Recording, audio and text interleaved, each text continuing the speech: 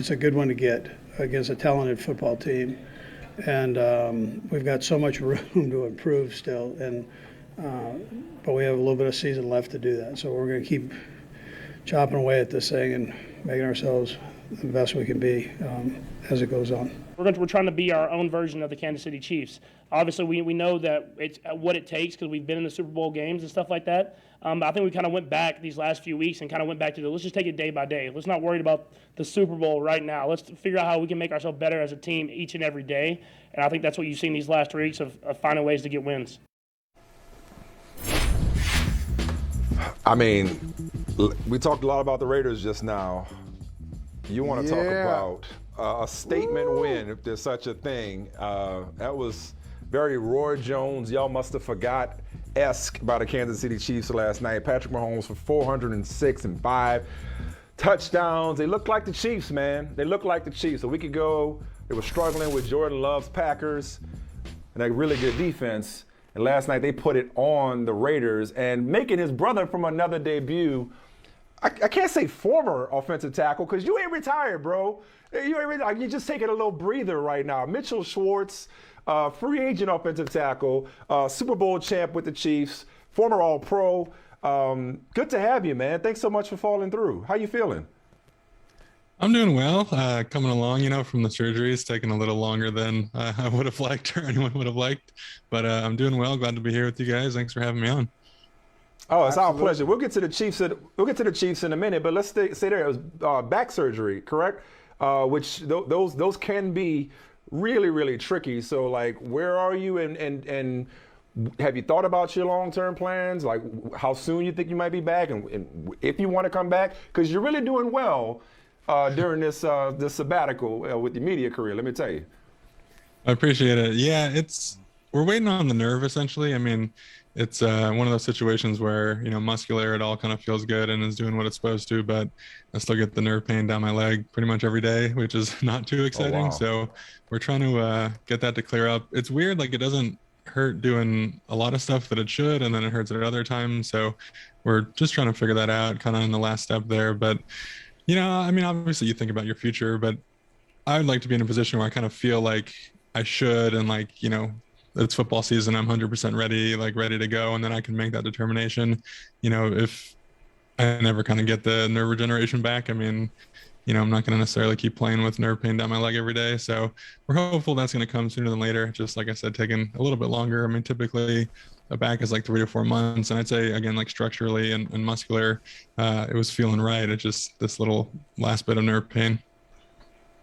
Well, for somebody Mitchell, who over 9 years, I'm sorry, I was going to say for somebody for over 9 years with the Chiefs and Browns that started 120 consecutive games and 7,894 consecutive snaps. I was just going to say, Michael, that I don't think anybody would question your dedication to getting back on the field. But, Michael, go ahead. What were you about to ask him? No, I was going to say, it really connects to what you just said, Mike. It's a perfect lead-in to this. Like, what's it like watching football when you're not used to watching football? What's that experience been like for you?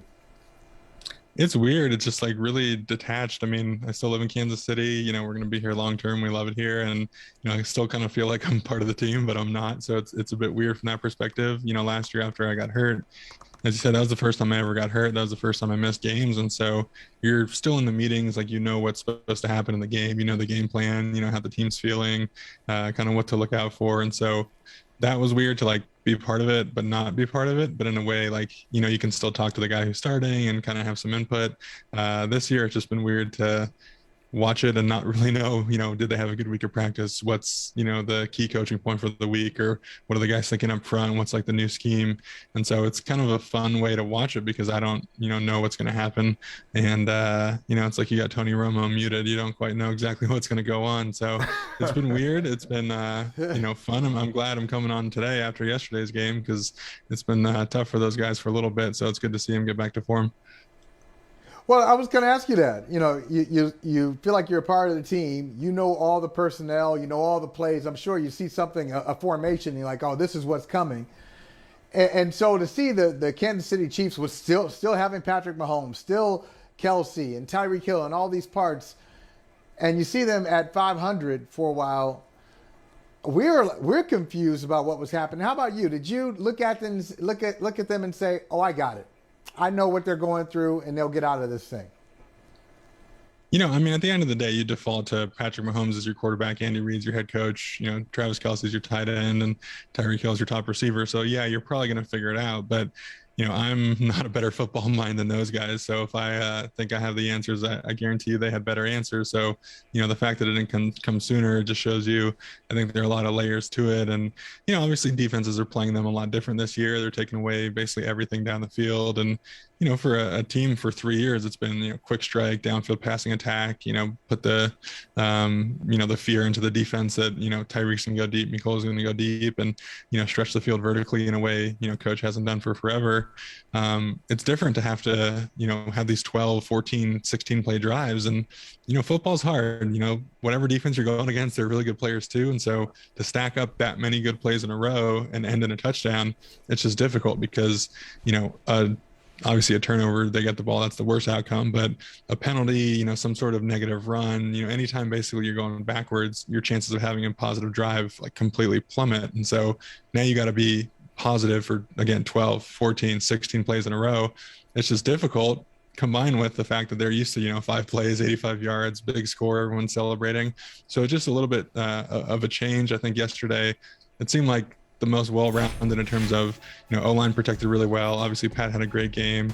Guys getting open down the field, but also kind of mixing in, the screen game, the intermediate passing game, and kind of going back towards, all right, if we can't throw deep, let's, purely attack these other levels. Whereas before it was like, kind of still the same play calls, but all right, no one's open now. We got to check down to the running back 3 yards behind the line.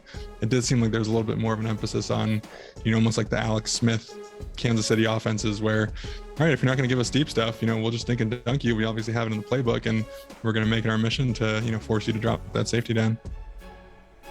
Yeah, no, that's what I was going to get to. It felt like a real growth moment, a growth mindset and a growth moment for Patrick Mahomes in particular. Just at the risk of overreacting in the opposite direction. We've been overreacting to the Chiefs' struggles all year. Being like, oh, this ain't their year.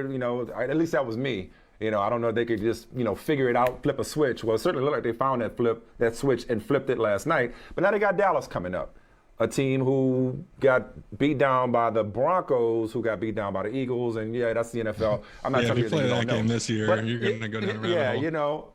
But yeah. I guess I wonder, do you feel like the Chiefs turned that corner permanently last night? Or do you still need to see a little bit more, as objectively as you can be, do you still need to see a little bit more before declaring that they've figured it out, particularly Patrick Mahomes? You have to do it more consistently. Yeah, I think at this point we need to see it for more than one game because, they had that month in a row where it was like, all right, it's just a bad half or it's just a bad game and it's the Chiefs and, like we talked about, it's got the infrastructure, they'll bounce back. Well, they didn't bounce back for, 4 weeks in a row. And so I think at this point, you can't necessarily say they're back after just a 1 week. To their advantage, I do think it's good to play a team like Dallas to go on the road and no complacency can set in. You can't be happy with yourself. You can't be patting yourself on the back. Hey, we went to, a division rival and, beat up on them pretty good. And, now we got, say the Jets are coming to town or whatever. Like this is one of the best teams in football. You're going to their place. It's going to be a primetime game. They've got a great quarterback. They've got a great defense. And so it really kind of keeps the pedal to the metal in terms of the preparation and making sure, whatever they did last week of practice obviously paid dividends and, keeping that same, focus and mindset. And obviously I know from being there, when you're going through these rough stretches, coach kind of defaults towards practice habits, towards being fast. Really everything you do, kind of that Wednesday through Friday on the field, that's what's going to show up Sunday. And so, making sure the guys have the same energy, the same attitude, same kind of sharpness throughout the week. And, playing a good team like this is really going to be to their benefit. And yeah, if they, throw up another game like this, then I think we can all declare they're back, bandwagons, load up again for the Super Bowl push. No, you've had the privilege of playing with some pretty good quarterbacks, Pro Bowl quarterbacks, your time there in Kansas City.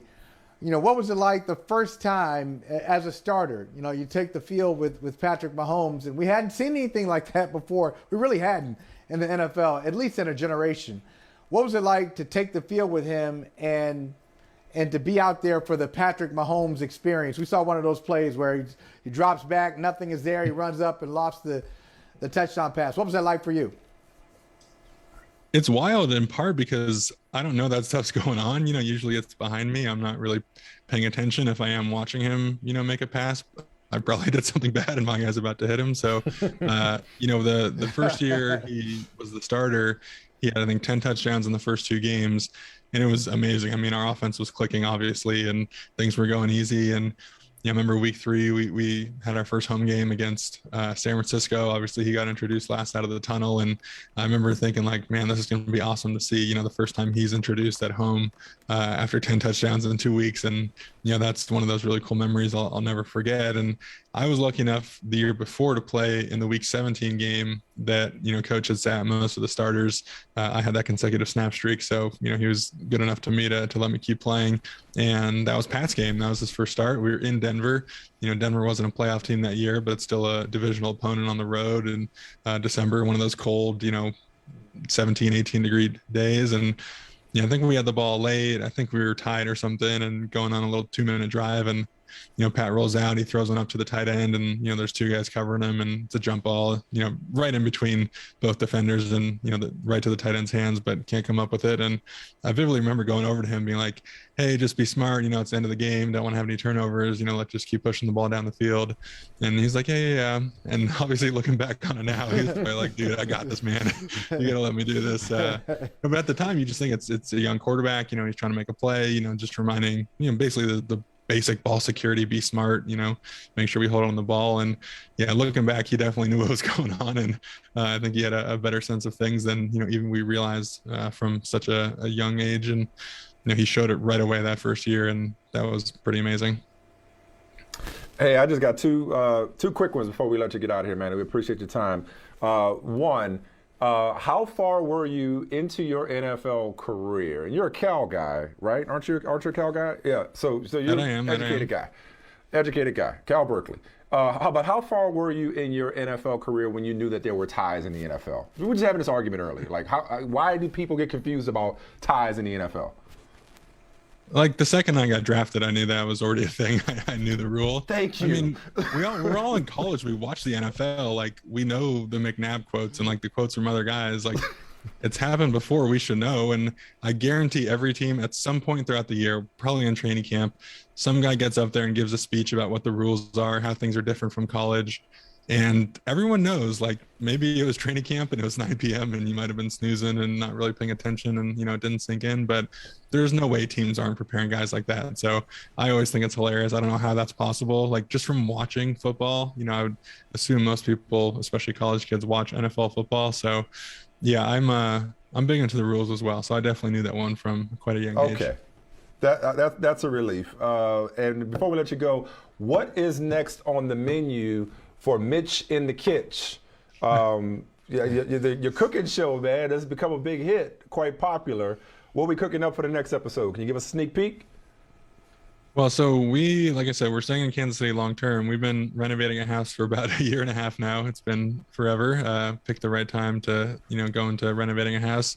And I put the official Mitch in the Kitch, on a brief hiatus because I want to get in that kitchen. I'm excited to show it off and, cook right. But for dinner tonight, we're going to try out a General Tso's chicken, maybe do a little bit lighter take on it and, mixing some cauliflower rice with the white rice and, try to make some good, healthier Asian food at home, which I love cooking. I mean, my wife found the recipe. We've, kind of been looking to do something like that for a while. So that's on the short-term list. And then long-term, I've got a notes thing on my phone. I've got so many cool recipes and ideas. It's just, my current setup isn't the best. I have about 2.5 feet of counter space. And that's about all I can use to cook. And if I want to go use the stove, it hangs down to about 4 feet 10 inches. So it hits me in the chest and I couldn't really be filmed, facing a cabinet. So I'm just kind of over that setup and I'm looking forward to the new place. And we built it out a little bit too. So I've actually got 2 stoves there. I've got the traditional one in the back and then I've got a secondary one on the island kind of facing out. So I can do that long term because obviously I'm a big guy. I like to eat, like to, share my good food and people seem to enjoy it. They do, man. Well, it's been a pleasure having you. We've enjoyed talking to you, getting to know you.